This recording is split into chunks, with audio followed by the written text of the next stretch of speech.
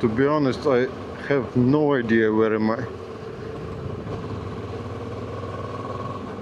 But it is the point, right? Wow. Uh-huh.